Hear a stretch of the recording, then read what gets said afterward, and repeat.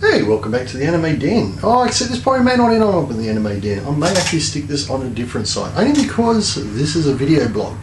Why am I doing a video blog? Because normally we review the latest and greatest products on the market, and I've got literally hundreds of statues and figures and merchandise and paraphernalia, because I've been a fan of Japanese anime and pop culture for over 20 years. So I've literally got heaps of stuff here that I could do reviews on. And if you want me to see more, reviews of old stuff, drop us a line. Leave a message or a comment and say, hey, make more videos, because I've got literally hundreds of stuff. I've got old Tomb Raider statues, old Gundams, yeah, I've got old statues from all sorts of shows and movies and so forth.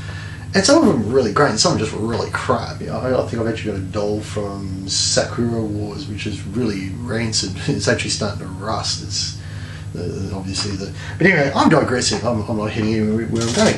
So, of course, being my very first video blog, and being, of course, that Fushigi no Umi no Nadia has only just come out as a remastered version in Japan, I thought I'd do some Fushigi no Umi no Nadia figures. And because those of those who don't know the name of that show, is, of course, The Secret of Blue Water, one of Studio Gainax's greatest animes, as far as I'm concerned. It came out in 1989. It was probably at the height of their creative talents.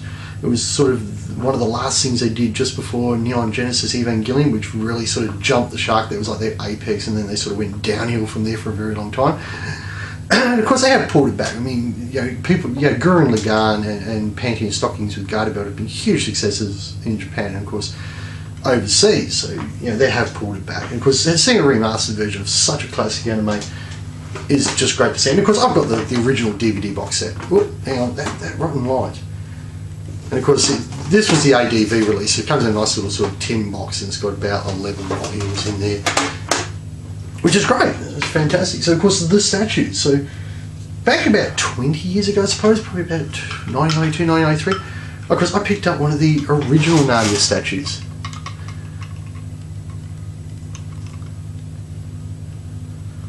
And there's actually a king that goes on it too. There's a little king.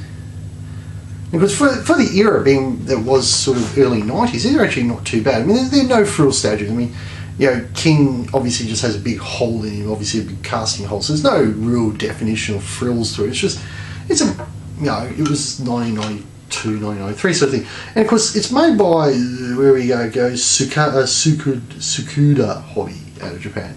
Sukuda Hobby. Try saying that one drunk. Because there's a bit of a better look at the Nadia statue. You see there's a few little painting issues on it. Again, sort of very typical of the era. You know, they were never perfect. But all in all, a very... Oh, my finger's in the way. Grab it around the waist.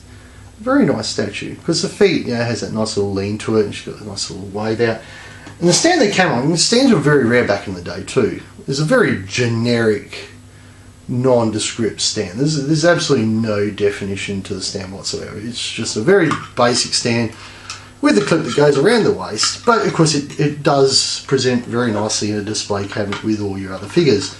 And then you would have something that looks a bit like that. Of course, they did do an anniversary edition back in about 2010, and of course this is it.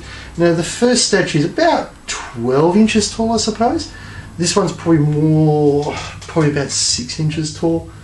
So this is, of course, the re-release. And you see the difference straight up in the manufacturing. You know, 20 years is a long time. First of all, it's on this beautiful pendant base, which is obviously mimicked after the Secret of Blue Water Jewel. And of course, you know, the whole thing's more emotive. You know, everything's flowing. You know, the jacket's flowing, the skirt's flowing, the necklace is flowing. You know, it's a much more emotive.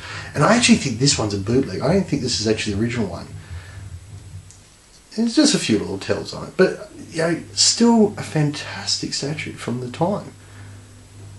Of course, it is a bit of a shame that there's no king with it. It would have been nicer if there was a king with it, because King became a very, very popular part of Studio Gainax for a long time there. In fact, anyone who remembers the mockumentary Otaku no Video would of course know that the bunny girl at the start of the video that was used as sort of the promotional tool for the video is quite often shown sort of in a pose with, of course, two variant colours of King. And have a look at King again. Go have a look at the images of Otaku no Video's sort of advertising, and quite often you'll see that she's shown sort of crouched over, and there's two King variants sort of sitting there with her.